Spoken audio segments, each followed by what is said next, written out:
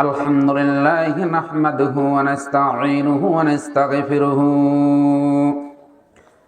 ونؤمن به ونتوكل عليه ونعوذ بالله من شرور أنفسنا ومن سيئات أعمالنا من يهده الله فلا مضل له ومن يضلله فلا هادي له ونشهد أن لا إله إلا الله وحده لا شريك له ونشهد أن محمدا عبده ورسوله أما بعد فأعوذ بالله من الشيطان الرجيم بسم الله الرحمن الرحيم قل هو الله أحد الله الصمد لم يلد ولم يولد ولم يكن له كفوا أحد وقال رسول الله صلى الله عليه وسلم أعظم سورة الإخلاص أعظم سورة في القرآن اللهم صل على محمد وعلى آل محمد كما صليت على إبراهيم وعلى آل إبراهيم إنك حميد مجيد اللهم بارك على محمد وعلى آل محمد كما باركت على إبراهيم وعلى آل إبراهيم إنك حميد مجيد جزا الله أن محمدا ما هو حله جزا الله أن محمدا ما هو حله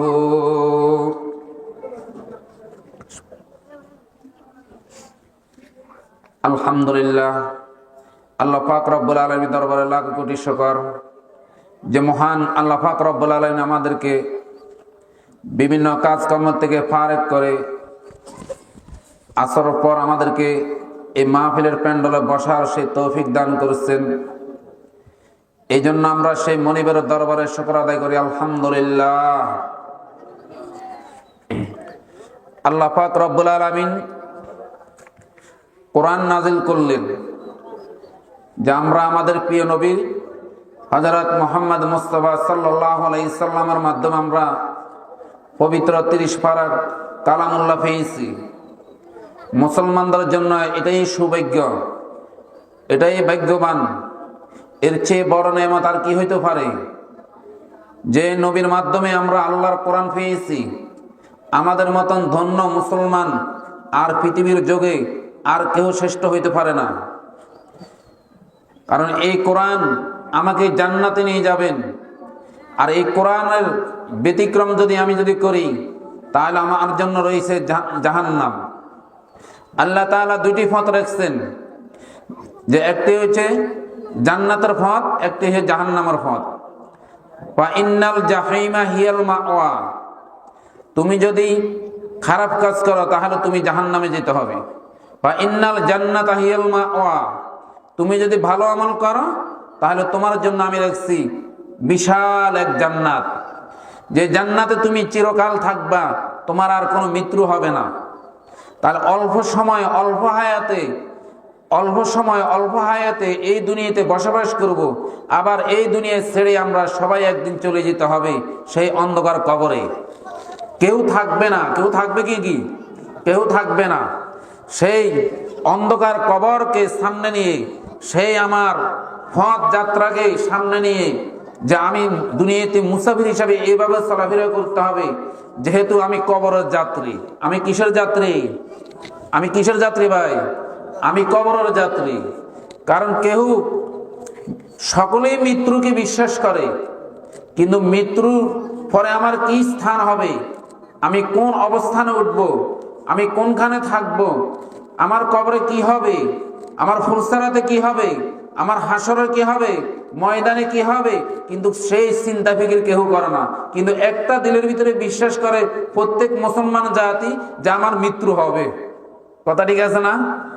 কিন্তু বিশ্বাস করে মৃত্যু হবে, কিন্তু মৃত্যুর কাজ আমি কবরে চলে যাব, যে আমার কবরে যাইলে কি হিসাব হবে, কিন্তু সেই ফিকির করে না। আল্লাহ পাক রব্বুল আলামিনের দরবারে লাখ কোটি শুকর যে আপনাদের অঞ্চলে এই ইব্রাহিমিয়া মাদ্রাসার পক্ষ থেকে মাহফিল দেওয়া হয়েছে। পর্দার আড়ালের মা বোনেরা, আপনাদের মতন লোকদেরকে আল্লাহর ওলিরা ওলামায়ে কেরাম আসিয়া কিছু কোরআন ও হাদিস থেকে আপনাদেরকে কিছু বলে যাবে, কিছু নসিহতমূলক কথা বলে যাবে। এই কথাগুলির উপরে যদি আমি আমল করতে যদি পারি, তাহলে আমার জন্য সহজ রাস্তা হয়ে জান্নাত। যদি এই মাহফিলকে আমি ওভারটেক করি, আমি এই মাহফিলে প্রোগ্রামের ভিতরে না আসি, প্যান্ডেলের ভিতরে না বসি, তাহলে আমার মতন ভাগ্য খারাপ হালা লোক কে হইতে পারে যে এত সুন্দর মাহফিলের আয়োজনের ভিতরে আমি না আসতে পারি। লা ইয়াউদু কওমি ইয়াযকুরুনাল্লাহা তাআলা ইল্লা হাফাতহুমুল মালাইকাতু ওয়া গাশিয়াহুমুর রাহমাতু ওয়া নাযালাত আলাইহিmus সাকিনাতু ওয়া যাকারাহুমুল্লাহু ফী মান ইনদাহু। এই প্যান্ডেলের ভিতরে কোন লোক যদি বসে থাকে আর এই প্যান্ডেলের চতুর্পাশে রহমতের ফেরেশতারা বেষ্টন করিয়া আছে, তোমাদেরকে বেষ্টন করিয়া থাকতে থাকতে দুনিয়ার জমিন থেকে আকাশ পর্যন্ত তোমাদেরকে বেষ্টন করিয়া আছেন। আর তোমরা এই প্যান্ডেলের ভিতরে যতক্ষণ পর্যন্ত বসে থাকবা, আল্লাহ তাআলা তোমাদের সগীরা গুনাহগুলি maaf করে দিবেন। আর তোমরা যদি আল্লাহর দরবারে রোনাজারি করো, আল্লাহ জীবনে অপরাধ করেছি, বহুত অপরাধ করেছি, হক্কানি ওলামায়ে কেরাম বসিয়া আমাদেরকে কোরআন ও হাদিস থেকে কথাগুলি শুনাইতেছেন, এ আল্লাহ জীবনে বহুত অপরাধ করেছি, গুনাহ করেছি, কবিরা গুনাহ করেছি, আল্লাহ তুমি দয়া করে মায়া করে আমার কবিরা গুনাহগুলি maaf করে দাও। আল্লাহর কাছে যদি আমরা তওবা করে রোনাজারি করি, আল্লাহ তাআলা বলেন মাসালুল লাযীনা ইয়াযকুরু রাব্বাহু মাসালুল লাযীনা ইয়াযকুরু, তুমি বান্দা দুনিয়ার জমিনে থাকিয়া তওবা করবা, দুনিয়ার জমিনে থাকিয়া তুমি তওবা করবা, তোমার চোখের পানি দুনিয়ার এই চোখের পানি জরার আগে আমি আল্লাহ তোমার গুনাহগাতা maaf করে দিলাম। আমি তোমার সমস্ত গুনাহগাতা maaf করে দিয়া মাসুম বাচ্চার মতন আমি তোমাকে নিষ্পাপ করিয়া এই মাহফিলের প্যান্ডেল থেকে আমি তোমাকে ঘরে নিয়ে পৌঁছাইলাম।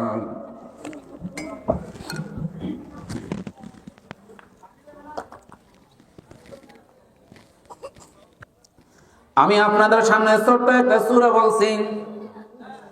সাহাবায়ে কেরাম এসে জিজ্ঞাসা করলেন, ইয়া রাসূলুল্লাহ, কোরআন মাজিদের ভিতরে সবচেয়ে গুরুত্বময় ফজিলতওয়ালা কোন সূরা? আল্লাহ রাসূল বললেন সূরাতুল ইখলাস। বললেন সবচেয়ে বড় সূরা কোনটা? বললেন সূরাতুল ইখলাস। এই দুনিয়ার সাতটা জমিন, সাতটা আসমান, এই সূরা ইখলাসের বদলতে আল্লাহ তাআলা আসমানকে ঝুলিয়ে রাখছেন। সূরা ইখলাসের বদলতে আল্লাহ তাআলা দুনিয়াতে আযাব আর গজব দিচ্ছেন না।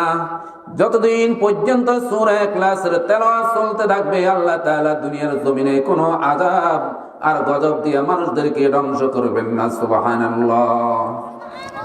আদম সূরাতুল ইখলাস, আদম সূরাতুল ফিল কুরআন। কোরআন মাজিদের ভিতরে এমন একটি সূরা আছে, তোমরা এই সূরার উপর আমল করতে পারো, কোন ব্যক্তি এই সূরাকে 3 বার পড়ে, একবার তেলাওয়াত করলে সূরা ইখলাস একবার তেলাওয়াত করলে কোরআন শরীফের 3 ভাগের 1 ভাগ তেলাওয়াত করার সওয়াব দিবেন আল্লাহ তাআলা। যদি 2 বার তেলাওয়াত করা, তাহলে পুরা কোরআন শরীফের 3 ভাগের 2 ভাগ তেলাওয়াত করলে যেই সওয়াব হবে, সেই সওয়াব আল্লাহ তাআলা তোমার আমলনামা দান করবেন। যদি সূরা ইখলাস তুমি 3 বার তেলাওয়াত করো,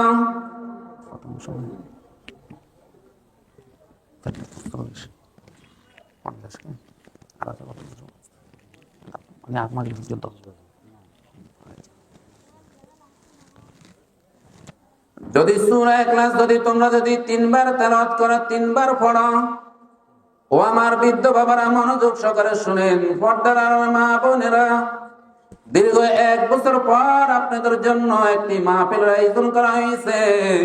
যদি আপনারা যদি ভালোভাবে যদি আমল যদি না করতে পারেন যদি, তাহলে আপনাদের মতন ভাগ্য খারাপ হলা লোক আর কি হইতে পারে। যদি আমল করতে পারেন আপনারা রয়েছেন ভাগ্যবান ছেলে, ভাগ্যবান মেয়ে, ভাগ্যবান মা বোনেরা। যদি সূরা ইখলাস যদি 3 বার তেলাওয়াত করেন, কয়বার? কথা বলেন, কয়বার? যদি সূরা ইখলাস যদি 3 বার তেলাওয়াত করেন, পুরো এক খতম কোরআন শরীফ তেলাওয়াত করলে যেই সওয়াব হবে সেই সওয়াব আল্লাহ তাআলা আপনার আর আমার আমলনামা দান করবেন। সুবহানাল্লাহ। বলেন তো এখানে হেফজখানা ছাত্ররা, নুরানি ছাত্ররা, মাদ্রাসার ছাত্ররা ডেলি সূরাগুলি তেলাওয়াত করতেছেন, সকাল বিকাল আমল করতেছেন। কওমি মাদ্রাসার একমাত্র সিলেবাস হলো আমলের উপর। আপনাদের যে প্রতিষ্ঠান, এই প্রতিষ্ঠানগুলি হলো কওমি মাদ্রাসা সিলেবাস। এই মাদ্রাসাগুলোতে দিন রাত 24 ঘন্টা সূরা কোরআন তেলাওয়াতের উপর আমল চলছে, সূরার উপর আমল চলছে। এবার বলেন কত হাজার হাজার কোরআন তেলাওয়াতের সওয়াব আল্লাহ তাআলা তাদের আমলনামা দিতেছেন। যদি কোনো ব্যক্তি যদি এই সূরাকে যদি 3 বার তেলাওয়াত করে, তাহলে এক খতমের সওয়াব তার আমলনামা দান করবেন। ইযা শামসু কুবিরাত ওয়া ইযা নুজুমু কাদারাত ওয়া ইযাল জিবালু সুয়িরাত, এই আসমান জমিন ভেঙে চুরে সব তছনছ হয়ে যাবে, সব খান হয়ে যাবে। যেই দিন সূরা ইখলাসের তেলাওয়াত বন্ধ হয়ে যাবে, সেই দিন আসমান জমিন সব ভেঙে চুরে সব তছনছ হয়ে যাবে। হযরত মক্কি আহমদী মহারাজ যখন মারা গেলেন, ওনার ছাত্রকে স্বপ্নের চোখে দেখাইলেন। ছাত্র ওস্তাদের সাথে স্বপ্নের চোখে কথাবার্তা বলতেছেন ওস্তাদ জি আপনি দুনিয়া থেকে চলে গেলেন, তাহাজ্জুদ নামাজ, ইশরাক নামাজ, আউয়াবি নামাজ, 5 ওয়াক্ত নামাজ দুনিয়াতে থাকে আপনি শাইখুল হাদিস ছিলেন, হাদিসের উপর কোরআনের উপর আপনি মেহনত করেছেন। আপনি দুনিয়ার জগৎ থেকে কবরের জগতে চলে গেছেন, কেমন হালাতে আছেন, কি হালাতে আছেন? ওস্তাদ জি বললেন, ছাত্রকে বললেন আমি কবরের জগতে খুব পেরেশানির ভিতরে আছি। ছাত্র বললেন ওস্তাদ আপনি কবরের জগতে চলে গেছেন, আরামে থাকবেন, আরামে ঘুমাইবেন, কেন আপনি এত পেরেশানি? কয়েকটা মাদ্রাসার ছাত্র তারা বলেন আমার কবরের পাশে যাইতে সূরা ইখলাস মাত্র একবার পড়ছে, আর একবারের সওয়াব আল্লাহ তাআলা 1000 বছর পর্যন্ত শুধু আমাদের আমলনামা দিতেছেন, বন্ধন করে দিতেছেন। সুবহানাল্লাহ। একটা ছাত্র একবার সূরা ইখলাস কবরের পাশে দিয়েছেন, কোন হাদিসে বর্ণনা করেন 40 দিন পর্যন্ত কবর আযাব মাফ হয়ে যাবে। আর মুক্তি আহমদী মুক্তি বলেন 1000 বছর পর্যন্ত আমার কবরের পাশে যখন হাঁটি যেতে এই তেলাওয়াত করলেন, 1000 বছর পর্যন্ত আল্লাহ তাআলা সকল কবর বাসিন্দাদেরকে বন্টন করিয়া দিতেছেন 1000 বছর পর্যন্ত নেকি। সুবহানাল্লাহ। এবার চিন্তা করেন, দেখেন এই কোরআনের একটি আয়াত, একটি সূরা কবরের পাশে যাইতে যদি হাঁটি যাইতে যদি এরকম ফজিলত হয়, কবর বাসিন্দাদেরকে আল্লাহ যদি মাফ করে দেয়, তাহলে আমরা যদি এই সূরার উপর যদি বারবার যদি আমল করতে থাকি, বারবার তেলাওয়াত করতে থাকি, তাহলে আল্লাহ তাআলা কত কোরআনের ফজিলত, কত কোরআন তেলাওয়াতের সওয়াব আল্লাহ তাআলা আমাদেরকে দান করবেন। এবার ফিকির করেন, এবার চিন্তা করিয়া দেখেন, কোন ব্যক্তি যদি এই সূরাকে যদি ভালোবাসেন, মহব্বত করেন, সূরাকে ভালোবাসেন মানে মহব্বত করেন, ইন্না হুব্বাকা ইয়া আদখালাকাল জান্নাতা, সূরাকে ভালোবাসা মানে কোরআনকে ভালোবাসা মানে আলেমদেরকে ভালোবাসা। কোন ব্যক্তি যদি এই সূরাকে মহব্বত করে, ভালোবাসে, তেলাওয়াত করে, আল্লাহ তাআলা আদখালাকুল জান্নাতা, আল্লাহ তাআলা বিনা হিসাবে তাকে জান্নাতে প্রবেশ করাবেন। সুবহানাল্লাহ। তাহলে আমরা ভালোবাসতে রাজি হতে সূরাকে, সূরাতুল ইখলাস, মনে আছে তো? আমি সূরা ইখলাসের ফজিলত বলতেছি আপনাদেরকে। তাহলে যে ব্যক্তি ইন্না হুব্বাকা ইয়া আদখালাকাল জান্নাতা, কোন ব্যক্তি যদি এই সূরাকে ভালোবাসে, মহব্বত করে, ভালোবাসা মহব্বত মানে কি? তেলাওয়াত করা। কি করা ভাই? তেলাওয়াত করা। কোন ব্যক্তি যদি এই সূরাকে মহব্বত করে, তেলাওয়াত করে, ভক্তি সহকারে তেলাওয়াত করে, আল্লাহ তাআলা তার সমস্ত গুনাহগাতা মাফ করিয়ে দিবেন। আল্লাহ তাআলা তাকে নিষ্পাপ হিসাবে দুনিয়াতে রাখবেন। কোন হারাম হালাল যদি ন খান, মানুষের হক যদি নষ্ট করেন, মানুষের সাথে সুন্দর ব্যবহার করেন, যদি আপনি যদি খালেস আল্লাহর বান্দা হয়ে থাকেন, কারোর সাথে কোনো অপরাধ করেন নয়, তাহলে আল্লাহ তাআলা নিষ্পাপ হিসাবে আপনাকে জান্নাতে প্রবেশ করাইবেন। তাকফীকা মিন কুল্লি শার, কোন ব্যক্তি যদি এই সূরা সকালে 3 বার পড়লেন, সূরা ইখলাস 3 বার পড়লেন, সূরা ফালাক 3 বার পড়লেন, সূরা নাস 3 বার পড়লেন, 3 বার করে কয়বার হইছে? 9 বার। সূরা ইখলাস 3 বার পড়লেন, সূরা ফালাক 3 বার পড়লেন, সূরা নাস 3 বার পড়লেন। পড়িয়া যদি এইভাবে আমার দিকে তাকান, এইভাবে গার মধ্যে মাসে করে দিলেন, ঘুমাইলেন, আপনাকে তাকফীকা মিন কুল্লি শার।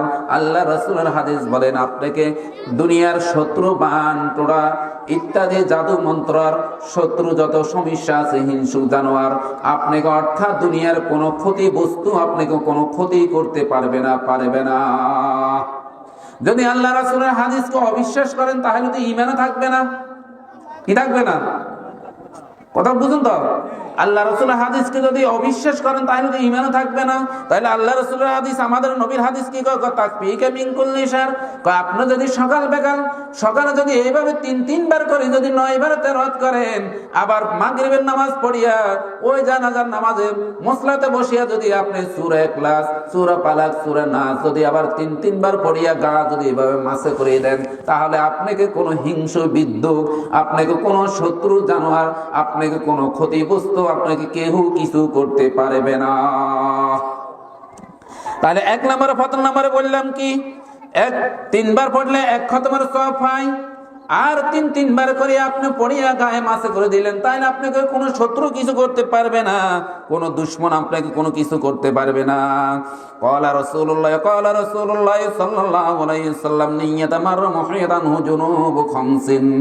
কোন ব্যক্তি যদি সকালে যদি 100 বার পড়ে, পুরা দিনের ভিতরে যদি 100 বার পড়ে, সকালে পড়েন বা বিকালে পড়েন, যদি 100 বার তেলাওয়াত করেন, কি বলছি বলেন? আমল করেন, আমার সাথে বলেন কি বলছি? সকালে একদিনের ভিতরে যদি কোনো ব্যক্তি যদি এই সূরা যদি 100 বার পড়ে, কয়বার? 100 বার। এই সূরা যদি 100 বার তেলাওয়াত করে, খামসিন, তার আল্লাহ তাআলা তার আমলনামা থেকে 50টি বড় বড় গুনাহ মাফ করিয়ে দিবেন।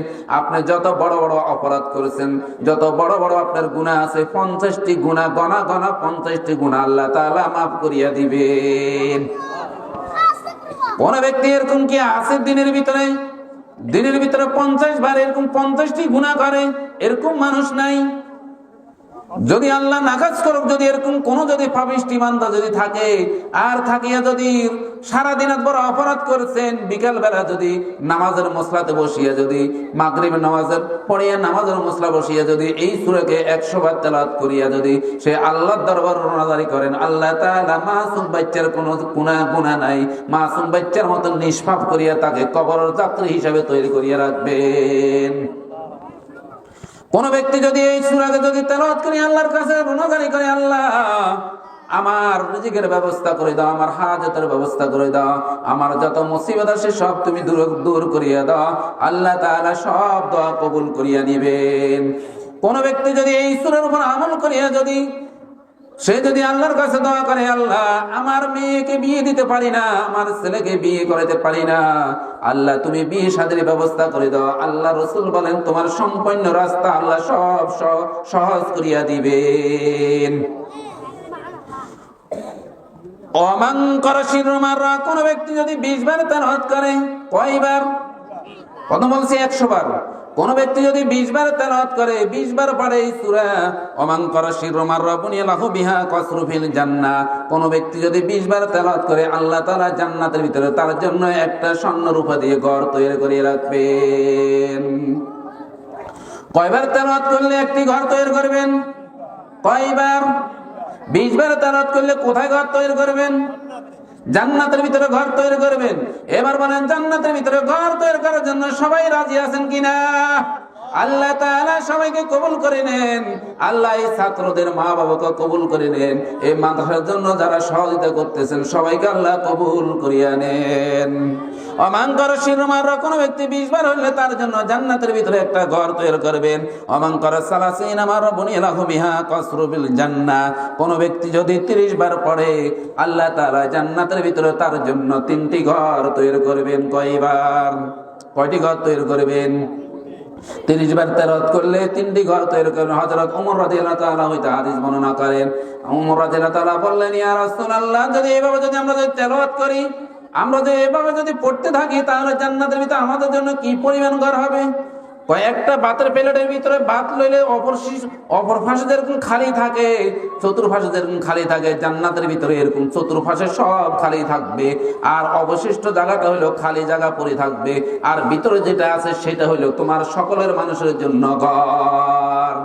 আল্লাহর জায়গাতে, আল্লাহর খাজানাতে কোনো ঘরের কোনো অভাব নাই, কোনো জায়গার কোনো অভাব নাই, নাই কিছুর কোনো অভাব নাই। তিনি হলেন আমাদের আল্লাহ, রব্বাকা ফাকাব্বিরু, তিনি হলেন আমাদের সকলের রব। আল্লাহর খাজানাতে কোনো কিছুর অভাব আসেনি, কোনো কিছুর অভাব আসেনি। ওমর রাদিয়াল্লাহু তাআলা বলেন, ইয়া রাসূলুল্লাহ, দুনিয়ার প্রত্যেক মুসলমান যদি এভাবে যদি পড়তে থাকে তাহলে তাদের জন্য কি ঘর হবে? দুনিয়ার সব মানুষ যদি একসাথে হইয়া যদি এভাবে সূরা ইখলাসের আমল করে, আল্লাহ তাআলা সবার জন্য ঘর নির্মাণ করবেন, এমন সুন্দর সুন্দর বিশাল অট্টালিকার ঘর তৈরি করে রাখবেন। তারপর দুনিয়ার সকল মানুষদেরকে ঘর দেওয়ার পর অবশিষ্ট জায়গা তোমাদের জন্য আরো খালি থাকবে। সুবহানাল্লাহ, তিনি হলেন আমাদের আল্লাহ, তিনি হলেন আমাদের কি আল্লাহ তাআলা বলেন, ওয়ালাউ নাশাউ লামাসাকনাহুম আলা মাকানাতিহিম ফামাসতাতাউ মুদিয়্যা ওয়ালা ইয়ারজিউন।